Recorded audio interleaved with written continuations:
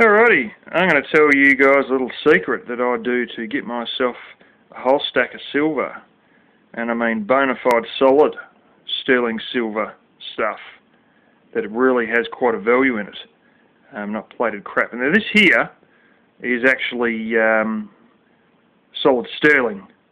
This is something I made in wood, a wooden copy, and then I went to a place that cast stuff and they made a wax copy, and then they made a silicon mold, and I actually had the silicon mold, and I think I've thrown it out though. But yeah, this here is solid, and I was trying to get into the jewellery industry at one point in the game there, many years ago now, quite a lot of years ago, and I ended up with quite a bit of stock, and in the end I just sold it for melt price, or as we call it over here, spot price.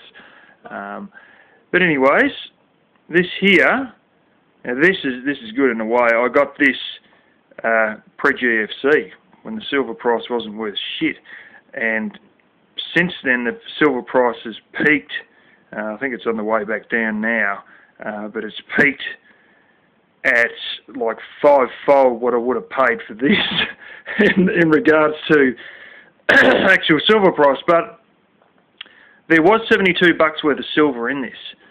I did ask for fine silver, and on the receipt I realised it was sterling silver. But anyway, you know, a lot of good silver in it. And it ended up costing $100 and something to actually make it. So I think the total price was like $180 something, 182 or something like that. And it cost me $72 worth of actual melt price silver in it. And they had that included on the receipt.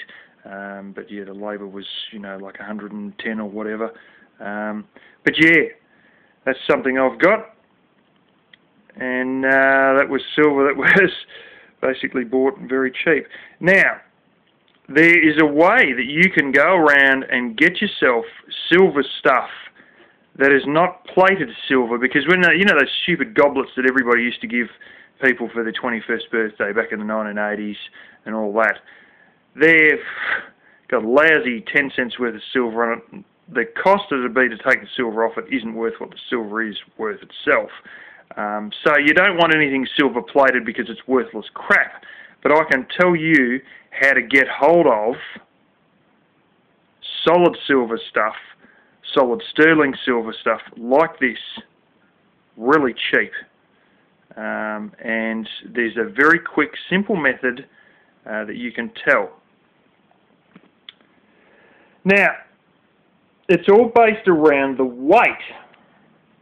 When you get this, I can feel the weight in it now, is quite a bit heavier than something that would be stainless steel. Now, you may know from, well, just playing around with other steel things, or you may have, well, this one's actually aluminium handled, but you may have a couple of little hunting knives, and you know from, you know, the steel handled hunting knives that there's a certain amount of weight in it, or just playing around with nuts and bolts, you can get an idea of the weight, you know, of steel when you shake it in your hands. And the way I do it, usually, is I go and get a little item, and if it's got a handle, I'll just sort of go like this. Or I sort of go like that if it doesn't have a handle, and you sort of shake it up and down your hands a bit, and you can get an idea of if the weight is sort of normal or it's like exceedingly heavy, because the weight of solid silver is in between the weight of steel and lead. And if I had to pick which one, I'd probably say it's more closer to lead weight than it is to steel weight, but it's sort of in between the two weight-wise. So that'll give you an idea of the weight. But you'll sort of notice, like, if you got a lump of steel, you'll know it's a certain weight, and when you get the silver, it just seems like you go around and you'll pick up the little goblets or all the other stuff that's plated, and you look at it and you can sort of look and say, okay, there's a certain amount of volume of steel in it or whatever, and you feel the weight, yeah, that's light, yeah, that's... And there may be one you come across that you sort of come up to, and you do the shake on that. You lift it by the handle and shake it, or you just put it in your whole hand and shake it, and it just seems like, holy cow, this is heavy. You know, this is and just sort of then try something else again, and then try it again, and you'll realise that, holy cow, this is quite a lot heavier than it sort of should be. You're onto a winner. And if you pick that up at an op shop, or like I did, I went to a fete to raise money for something. I was going through a bit of the stuff there, and I don't often do this, but I'm starting to do it more often again now. And, you know, if you're going through it like I was that time at that fete, and had silver-plated this and that, and you're holding this, yeah, or whatever. And I come across this little milk pourer, and it was like a little cream pourer, milk pourer out of a tea set or something like that. And I picked that up, and I gave that a jiggle in my hands, and holy hell, that was just, God, well, this is a bit heavier than it should be. I mean, it was seriously heavy. The price on it was $5. You don't know the weight of this thing. It was probably close to 7 ounces. Now, let's say it was 6 ounces. Quick calculation tells me that $5 I paid gave me about $200 of silver. And I'm not joking. So that's something that's really worth thinking about. You can go around, you can spend a lousy $5 here, you know, $5 there, da-da-da-da-da. You know, and if you go to enough of these places or enough of these markets, especially op shops or like where they're cleaning out deceased estates, or, you know, grandma's died and they've had a big garage sale after grandma's died, and the kids don't know anything because they're just into, you know, playing with their iPhones all day, or they got too many things in their life and they just want to make a quick buck out of selling grandma's stuff because they've got to go back to work on Monday and they just, you know, they got too much on their plate to be fiddling around. Go and check out all the weight of this stuff, and you may find that you hit the jackpot. Now, there's another one where I know somebody who's got quite a significant value of silver, and he's on the invalid pension, and he's into tea sets. And he has a lot of gold-lined blooming, you know, things and whatnot. I mean, hell, all my flipping plates here are all got gold edging on the flipping, a lot of them. And while we're on the subject, I've even got silver-plated forks that I use on a regular basis. Here. Oh, there's one. There he is. A little bit of tarnish on him, but that's only silver-plated. But, you know, a lot of the oldies, they like all this stuff, especially if they're British or they're, particularly if they're wealthy British. You're quite likely to really hit the jackpot in regards to some of this. But this bloke who's into tea sets, all these little gold-lined ones and all that, they're not the value. What is the real value is the Indian teapots.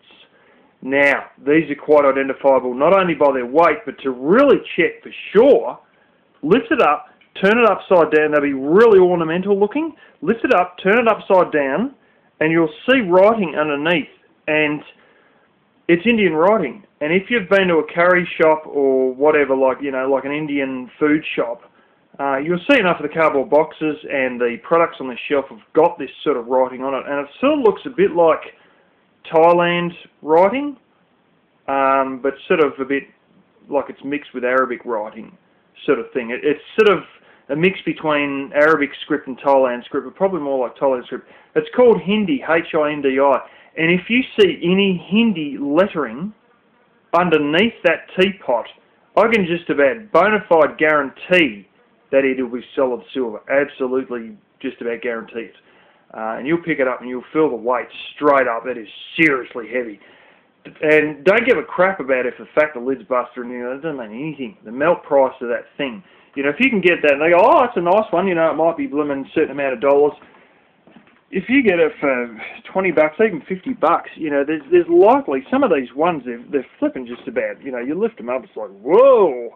You know, and there'd be, even if they were fussy and they sort of, oh, but it is a nice ornamental one, this and that, and they charge you $50 for it, you may be walking out of there with close to $500 worth of silver. You know, they're seriously heavy, some of these things.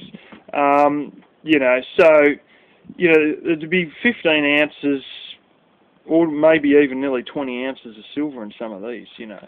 So that's something to sort of keep in mind as well. But once you know what Hindi script looks like, and you see those really highly ornamental, teacups and that, then teapots rather, then you know you might be onto it. Now another thing, anything that comes out of India that looks like silver usually damn well is. And there's a reason for that. India has a massive supply of silver. I mean, they have so much silver inside their country, it's a bit staggering. Now, there's actually a law that says, and the idea was by the Indian government or whoever, to try and keep wealth in the country, it's illegal to export silver stuff out of the country, en masse deliberately. But I will suggest something else. If you're women, or even if you're not, don't go stupid and go out with a whole bag full, tear the bottom out of the bag. But if you do go to India, don't hold back on buying a good heap of silver jewellery and go for the heavy stuff, because there's quite a chance that you're getting it well below what the price you'll get a melt price for back in the States or in Australia or in England or something like that. Now basically there's jewellery that you've bought new, they'll let it out without a problem. Small amounts of stuff, teapots, this, that, maybe, knife, fork, whatever, they'll let all that out. You start carrying out big bars, in whole backpacks, no way, no. But it's illegal to export large amounts of silver out of India, and the idea was to keep the wealth inside the country. Having said that, there are people who basically have a day job smuggling all the time in boats, speed boats, fishing boats, whatever boat they can get their hands on, and they basically get lovely stuff like the teapots, like knives and forks, like whole tea sets, and they just squash them into blocks. They just pummel the hell out of them, and basically put them through like a car crusher and make big square blocks of silver, and then secretly walk up and stick all these on boats, and then get rid of them out to Hong Kong, Singapore, whatever damn neighbouring country they can, to be able to sell the silver, because it's so cheap inside India and it's so much more expensive outside of India. But it's illegal, but there's people who spend half their life doing it because there's so much damn silver in India. So just keep that one in mind too. If you go to India and that, don't hold back on stocking up on a few good things. Don't go for stuff that is rather hollow or whatever. Go and get the heaviest damn thing you can lay your hands on, that doesn't look sus like you're just trying to get it all out of the country. That looks like legitimate jewellery or a nice legitimate teapot or two, but not 30 of them. And yeah,